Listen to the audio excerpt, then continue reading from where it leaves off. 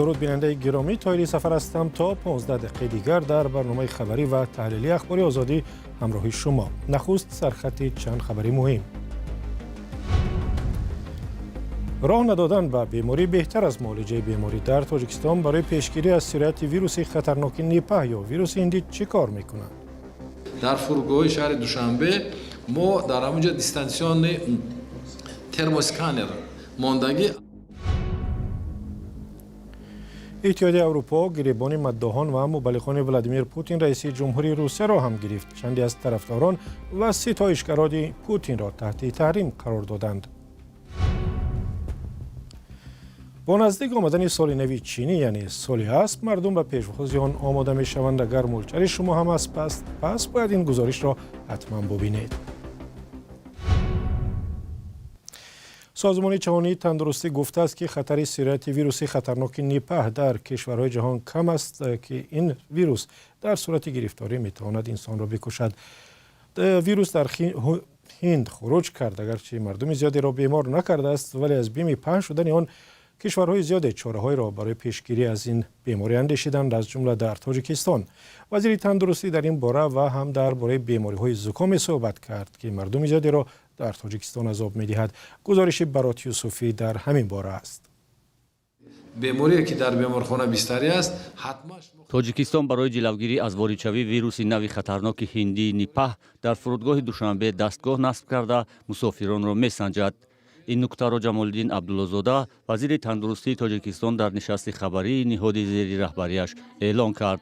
برای پیشگیری کردن این بیماری در فرودگاه شهر دوشنبه ما در همونجا دیستانسیون ترموسکانر ماندگی متخصص صحت تندرستی در همونجا هر یک نفری که میگذرد نظارت میکنند. وزیر تندرستی گفت نشانه‌های ویروس نوی نیپه بلندشوی حرارت، قی کردن، بهولی است. او افزود در صورت پیدا شدن این نشانه‌ها نفری گمانزد به карантин گرفته می شود. شرطنامه به امضا رسیدگی است بین وزارت تندرستی و روزپاتربنادزور فدراسیای روسیه برای دسترس کردن تست هایی که امروز دستگاه در جمهوری تاجیکستان 22 لابراتوری ویروسولوژی است، تست ها را ما وارد میکنیم برای آمادگی. وزارت تندرستی تاجیکستان میگوید در حال حاضر ویروس یا زکام نوعی هنگ کنگی در تاجیکستان از همه بیشتر پهن شده است. ویروس هنگ کنگی یک نمود ویروسی است که خصوصیت تیز پهنشوی دارد و آریزه میدهد. با کی آریزه میدهد؟ با اون نفرانی که چخیلی که دوره کووید بود، نفرایی که مسئولیت بدن پست دارند. ویروس نیپه به سبب بار اول در کنار دریای همنام در مالایزیا کشف شدنش چنین نامگذاری شده است. بار اول سال 1999 در آدم آن را تشخیص کردند. از آن روز تاکنون همگی 13 خروج آن مشاهده شده است. در هندوستان باری سوم است که خروج این ویروس سر میزند که به این مناسبت آن را بعضا ویروس هندی نیز مینامند. از همه بیشتر در بنگلادش خروج کرده است. سطح مرگ در گرفتاران این ویروس از 40 تا 75% گفته می شود که خیلی بیشتر از کووید 19 یا کرونا ویروس است. ویروس نیپه ماه ینور امسال در هندوستان دیگر باره خروج کرد و طبق اطلاع رسمی تاکنون 5 حالت گرفتاری تصدیق گردیده حدود 100 نفر دیگر карантин شده‌اند. بیننده گرامی، گزارش مفصل در این باره با اطلاع بیشتر راجع به زکام‌های موسمی از جمله ویروس هنگ کنگی را میتوانید در همین کانال آزادی یوتیوب و یا وبسایت azadi.org تماشا کنید. در شهری تاجیکستان، در یک شهری تاجیکستان که زمان شوروی آن را شهری دربسته مینامیدند، قرار است با کمک چین یک کارخانه عظیم صنعتی به فعالیت آغاز کند. کارخانه با ارزش 50 میلیون دلار که باید سال گذشته به کار انداخته میشد. مقامات شهر استقلال در ولایت سوخت گفتند بنابر تأخیر سرمایه‌گذاران چینی حال معلوم نیست کارخانه استخراج نقره و دیگر فلزات مهم که به کار شروع میکند. فرزان محمدی گزارش میدهد. شهر استقلال شهر صنعتی به حساب میرود. قیومجان محمودزاده شهردار استقلال در نشست خبریش به روزنامه‌نگاران گفت که بنیاد کارخانه عظیم صنعتی با سرمایه‌گذاری چینی‌ها ادامه دارد. مساحت کارخانه 70 گکتر بوده، با فعال شدنش در آن بیش از 300 نفر جای کار خواهند یافت. سخن از کارخانه است که قرار بود سال گذشته به کار سر می‌کرد. در حقیقت سال گذشته در این جشن‌هایی که استقلالیت بود ما باید اینجا را آغاز کنیم. از سبب کم وارد شدن مبلغ سرمایه‌گذاران این کارخانه به اتمام نرسید. موافق معلوماتی که خطی ما دادن آخر ماه فوریه به پورگی این کارخانه شروع میکند و بنای ساختگی درازش از 250 متر زیاد می باشد. کارخانه بزرگ. به این کارخانه چینی ها 50 میلیون دلار سرمایه گذاری کردند. قرار است معدن شرکت تاجیکستان و چین در شهرک زرنسار در همین جا کار کرد شود. قیومجان محمودزاده رئیس شهر استقلال میگوید آن کنسنترات هایی که برای کارکرد همچون متل میبردند حالا آنها را به 4 قسم تقسیم میکنند. اینها کنسنترات قرغاشیم، روح، میس و نقره. کارخانه که ساخته می شود به غیر از این سال 50 تانه نقره تولید خواهد کرد. او قبلا گفته بود که در اینجا همچنین استحصال اکومولیاتورها نیز به راه مانده می شود. اون تکنولوژی وارد شدگی گفتی متخصصان خود چین در دولت چین هم این خیلی تکنولوژی حاضر نیست است که این نوترین تکنولوژی و وارد دارم که آن هم باشد به اقتصادات ولایت ما یک فایده کلان میرسوند و ساکنان شهرمان با کار تامین میگردند.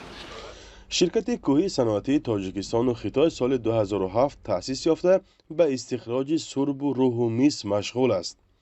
این کارخانه از عظیمترین کارخانه شمال تاجیکستان حساب می‌یابد و حصه بیشتری انداز منطقه را پر می‌کند. همچنین در ساختمان بناهای اجتماعی برای ساکنان فعال است. اینچنین با تکنولوژی چینی ها در شهر استقلال کارگاه های دیگر نیز امسال به فعالیت آغاز خواهند کرد. قیومجان محمودزاده به روزنامه‌نگاران گفت که در صورت فعال شدن این کارگاه ها شهر استقلال از ورطه دستنگری یا سوبونسیونی بیرون میبراید. کارکرد مواد خام در خود تاجیکستان یکی از سمت‌های برتری داشته حکومت است، چون حالا بخش بزرگ این مواد برای کارکرد به چین برده می شود. تأخیر در ساختمان چنین کارخانه ها نشان می‌دهد که کشانده شدن معدن به چین الحال ادامه خواهد کرد. فرزا محمدی، رادیو آزادی، شهر استقلال. سلام، اگر خط و خبر می‌خواهید ما داریم. نوید بامدادی، سرخط خبرها، اخبار تاجیکستان و جهان، گزارش‌ها و تحلیل‌ها. چی می‌گذرد و چرا؟ دانستن فهمیدن است. زمینه یا اپ ما را بگیرید. اتحاد اروپا با ضد گروه دیگری از چهره‌های شناخته روسیه تحریم اعمال کرده است که در بین آنها دو مداح خود ولادیمیر پوتین رئیس جمهوری روسیه نیز هستند و آنها هم یکاترینا اندرییوا مجری تلویزیونی و پاول زاروبین که ولادیمیر پوتین را همیشه در گزارش‌هایش تعریف و توصیف می‌کند و از او به قول قهرمان و پهلوان می‌تراشد. شعلوی گلخواجه گزارش می‌دهد. در بسته نوی تحریم‌های اتحاد اروپا ضد چند از چهره‌های سرشناسی روسیه از خبرنگاری تلویزیون دولتی این کشور پاول زاروبین نیز نامبر می‌شود که با گزارش‌های ستایشی و دسترسی قریب نامحدودش به پرزیدنت روسیه ولادیمیر پوتین معروف است. تدبیرهای پیشنهاد شده را شورای اروپا مقامات اجرایی این نهاد روز 28 ژانویه در نشست سفیران اتحاد اروپا قبول کردند. آن اعضای سازمان که معمولا نسبت مسکو احتیاطکار بودند مانند مجارستان و اسلواکیه به این تحریم‌های نو ضد نبرآمدند.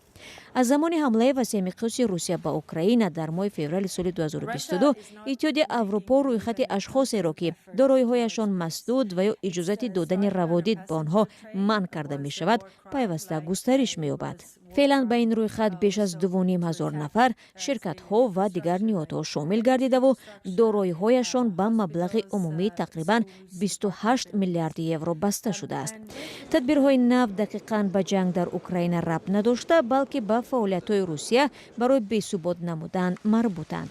تاکنون به این گروه حدود 60 شخص واقعی و مؤسسه‌ها وارد شدند.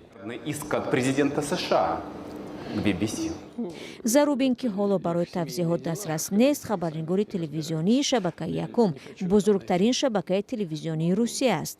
иттиҳоди Аврупо ӯро таблиғгари барҷастаи Русия мехонад. О том, как смягчить воздействие западных санкций, говорил сегодня Михаил Мишустин. Екатерина Андреева, ровии дигари шинохтаи телевизиони давлатӣ ва Сергей Полунин, балетместри маъруф ва собиқ рақосаи балет дар балети шоҳии Лондон низ зеҳри таҳрим қарор гирифтанд. дар рӯйхати таҳримшудаҳо ҳамчунин Роман Чумаков, репсарои маъруф бо лақаби Жиган, ки дар васфи Путин ҳам тарона менависад ва ҳам иҷро мекунад, Мария Ситил, натоқи дигари шабакаи якум ва шореҳи машҳури варзиш Дмитрий Губерниев номбар шуданд. таҳримҳои иттиҳоди Аврупо алайҳи Русия аксар вақт на ҳамеша дар ҳамоҳангӣ бо ҳампаймонони ғарбӣ аз ҷумла Иёлоти Муттаҳида ва Канада ҷорӣ мешаванд. Президенти Амрико Дональд Трамп дар Вашингтон лоиҳаи нави қонунеро бо номи санади таҳримҳои Русия барои соли 2025 ба тасвиб расонд. аммо ба назар мерасад ин қонун дар ҳоли ҳозир боздошта шудааст ва маълум нест ки кай ва ё умуман ба райдиҳӣ гузошта мешавад ё не. و از میانه‌های همین ماه بر اساس سالشماری چینی سال اسب آغاز می شود. در این زمان چینی ها بر طبق رسم و رسوم خود خانه و خیابان ها را با بازیچه‌های شبیه اسب آرایش می دهند. امسال در چین اسب گیریان سرخریدارترین بازیچه برای سال 2026 شده است. خبرگزاری رویترز از شهرک تجاری ییوو گزارش را در این باره آماده کرده است که آن را همکارم مومن احمدی تقدیم می کند.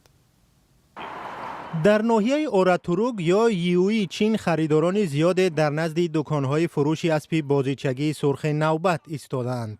اسب گیریان که رمزی سال نو امساله چینی شد، تاریخچه جالبی دارد. هنگام دوختنش به خطا راه دادند. به جای آنکه این اسب با چهره شاد و خندان ایجاد شود، با سیمای غمگین و گویا گیریان تولید شد. این خطا در شبکه‌ها با استقبال گرم مردم روبرو شد و به یک بازیچه سرخریدار تبدیل یافت. اسب گیریان از آن سبب پیدا شد که یک کارگر اشتباهاً دهان آن را چپه دوخت. بعد از این خریدار گفت که آنها می‌خواهند آن را پس گردانند چون که دهان اسب چپه است. خود را سفید نکردم و گفتم که بازیچه را برگردانید. دیرتر خبر داد که نه، بر نمیگرداند و خوشش آمده است. برخی کارگران جوان در شبکه‌های اجتماعی می‌نویسند که اسب گیریان را در روی میز کاری خود می‌گذارند و گویا در صورت آن سیمای خود را می‌بینند، چون در پی یک روز کاری خسته کننده ناخوشنود و بدبخت می‌نمایند، ولی بعد کار به چهرهشان تبسم می‌دمد. ژن میگوید در پی این شهرت ناگهانی تمامی اسپک‌های گیریان او فروخته شدند و کارمندان دکانش برای دوختن اسپک‌های نو فرمایش نو گرفتند. و بسیار مشتریان پسند آمد و آنها گفتند که این رمزی است. آن بر روحیه کارگران عادی شرکت ها موافقت میکند. اکثر مشتریان این را مقبول دانستند و سپس فروش آن خیلی خوب آغاز شد. بنابراین ما تنها استحصال آنها را ادامه دادیم.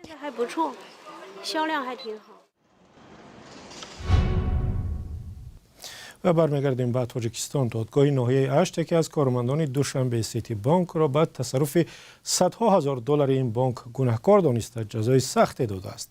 دادگاه در یک بیانیه رسمی گفته است که یکی از اینکاساتورهای بانک در ناحیه اشت در کمتر از یک هفته، یعنی از روز 25 ایون تا روز 30 ایون سال 2025 بیشتر از 3 میلیون و 250 هزار سومانی و یا بیشتر از 270 هزار دلار بانک را ظاهراً برای معامله و به دست آوردن سود در بیرژهای یونیورسال تریدینگ و کرانتون گروپ استفاده کرده و از دست داده است. دادگاه ناحیه اشت از این کارمند بانک MJZ نام برده گفته است که او با این کردار خود به دوشنبه سیتی بانک ضرری مخصوصاً کلانی مادی رسانیده است. در محکمه دادگاهی که روز 16 انور امسال صورت گرفته است، کارمند دوشنبه سیتی بانک را برای از خود کردن پول بانک به 14 سال زندان و نظامش سخت محکوم کردند. نظری متهم به جنایت معلوم نیست. اخبار آزادی به پایان رسید. سپاسگزاریم که تا این لحظه ما را همراهی کردید. خبر و گزارش‌های بیشتر را هر وقت که خواستید در وبسایت azadi.org و صفحه‌های ما در فیسبوک، تلگرام، اینستاگرام و تیک تاک و کانال آزادی ویدیو در یوتیوب پیدا می‌کنید. با دیدار در برنامه‌های دیگر.